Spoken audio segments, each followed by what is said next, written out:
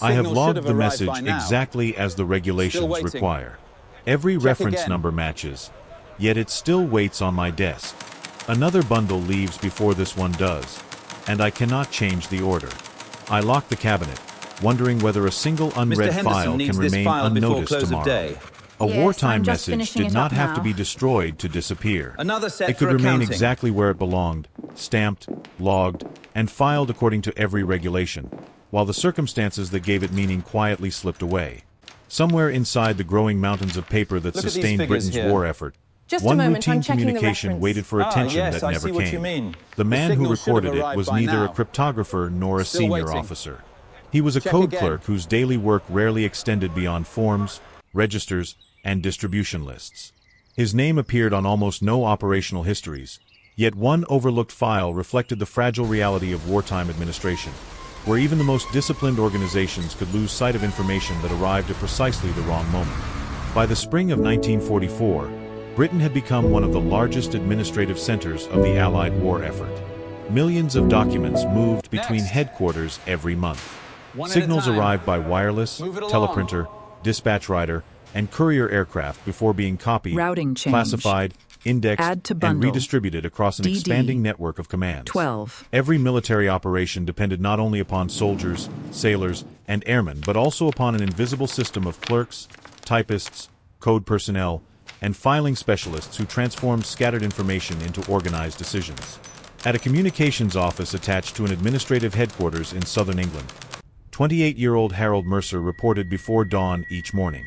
He had joined the army several years earlier after working as a municipal records assistant before the war. His civilian experience with filing systems, indexing methods, and document control had proved unexpectedly valuable. Rather than serving at the front, he was assigned to coded message handling.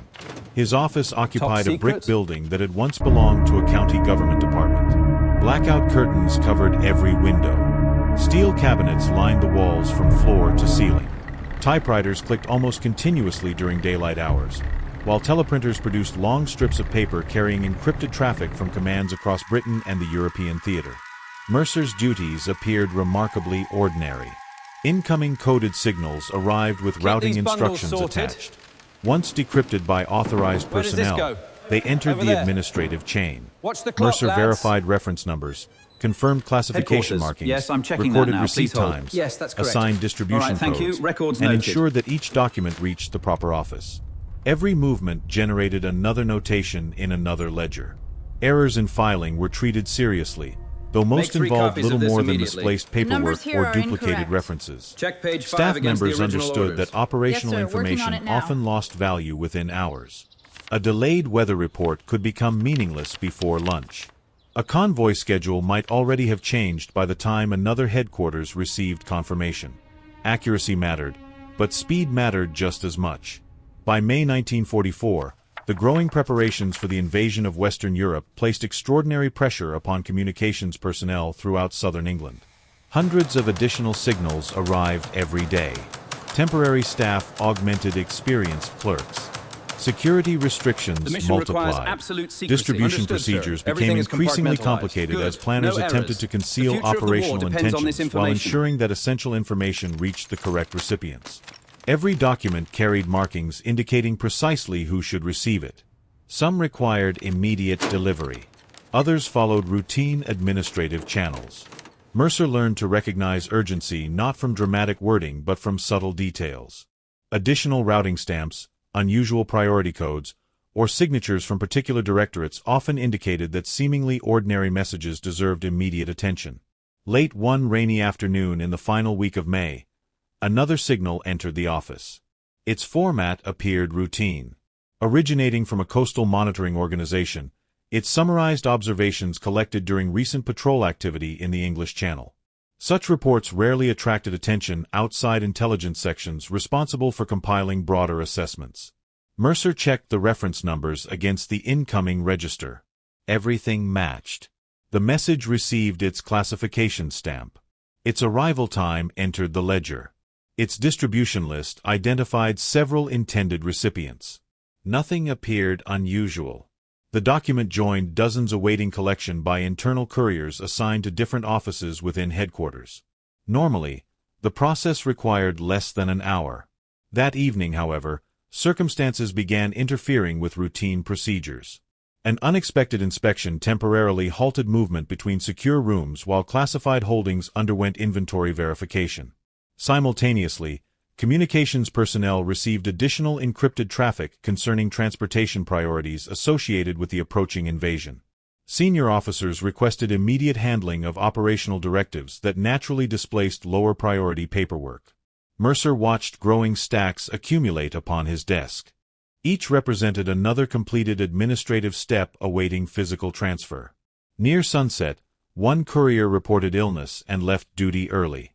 Another received reassignment to deliver urgent material directly to a planning section working overnight. Several distribution bundles remained untouched. Mercer considered carrying some personally, but regulations prohibited unauthorized movement of classified documents beyond assigned areas without written authorization. Procedures existed precisely to prevent well-intentioned improvisation. He secured the remaining files inside a locked cabinet before leaving after midnight. The next morning began with extraordinary activity. Additional signals flooded communications offices. Telephone operators struggled to connect constantly occupied extensions. Vehicles arrived carrying sealed dispatches from nearby commands. Routine paperwork quickly disappeared beneath urgent operational traffic. Mercer reopened the cabinet, removed the previous evening's remaining distribution bundles, and resumed processing according to established priority lists. One folder immediately caught his attention. The Coastal Observation Summary remained inside. Its intended recipient section had already relocated temporarily into another secured building to accommodate expanding invasion planning staff. Their internal mail schedule had changed overnight. Mercer amended the routing notation according to new instructions and transferred the folder into another outgoing collection. Again, procedure had been followed correctly. Again, circumstances intervened. The revised courier route experienced delays after a security checkpoint temporarily suspended document movement during an alert concerning unidentified aircraft crossing the channel. The interruption lasted only a short time. Yet throughout headquarters, postponed deliveries accumulated into larger administrative backlogs. No single delay appeared remarkable. Collectively, they created hidden friction inside an organization operating near maximum capacity. The Coastal Report eventually reached an intelligence registry instead of the analytical subsection originally intended. There, another clerk entered its reference into a broader filing sequence containing hundreds of similar reports received from multiple sources. Nothing indicated that immediate action remained necessary.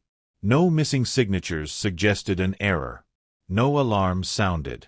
The message simply entered storage pending review during the next scheduled assessment. Meanwhile, conditions across the channel continued evolving. German coastal units adjusted defensive patrol patterns in response to increasing Allied activity.